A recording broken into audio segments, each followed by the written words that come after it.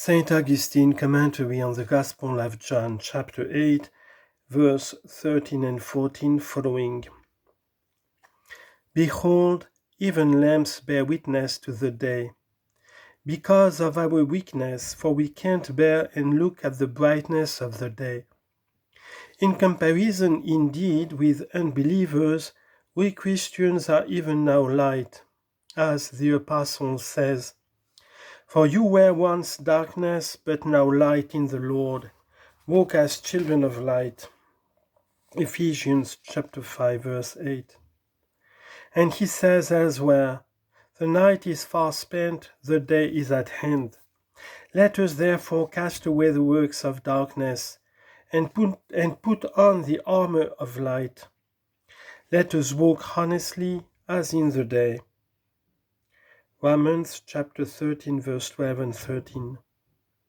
Yet, that even the day in which we now are is still light, in comparison with the light of that to which we are to come, listen to the Apostle Peter.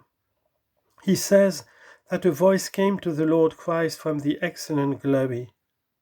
"You are my beloved Son, in whom I am well pleased."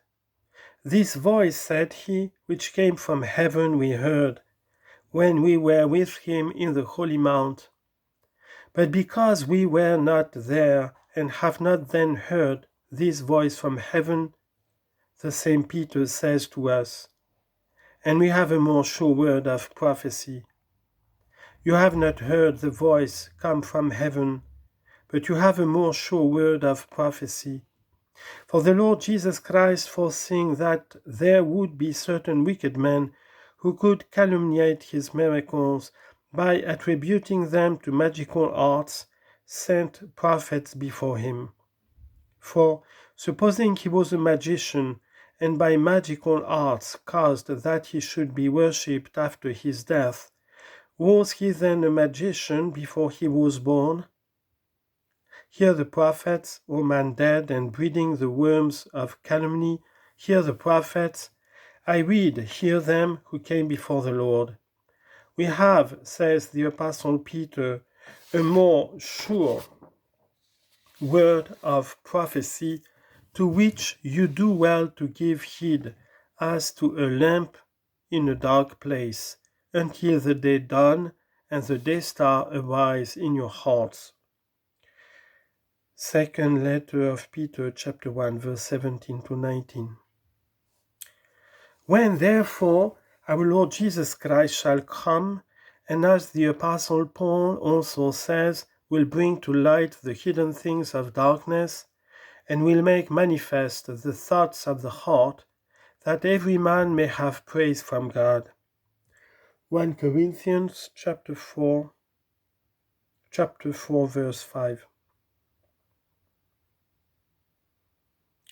Then, in presence of such a day, lamps will not be needed. No prophet shall then be read to us. No book of an apostle shall be opened. We shall not require the witness of John. We shall not need the gospel itself. Accordingly, all scriptures shall be taken out of the way, which in the night of this world were as lamps kindled for us, that we might not remain in darkness.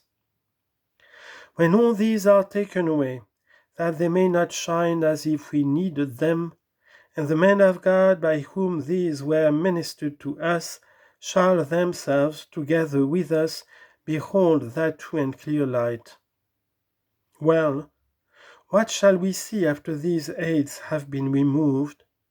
Wherewith shall our mind be fed? Wherewith shall our gaze be delighted? Whence shall arise that joy which neither eye has seen, nor ear heard, nor has gone up into the heart of man? What shall we see?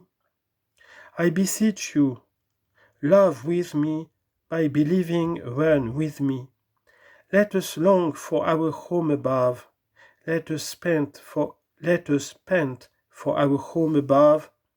Let us feel that we are strangers here. What shall we see then? Let the gospel now tell us, in the beginning was the Word, and the Word was with God, and the Word was God.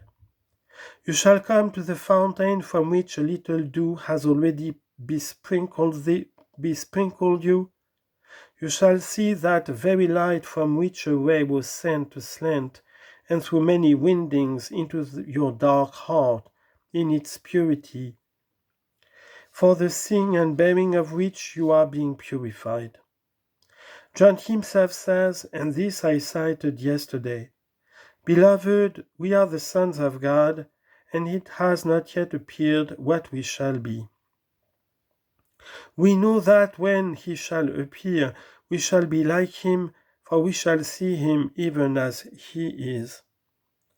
1 John chapter 3, verse 2. I feel that your affections are being lifted up with me to the things that are above.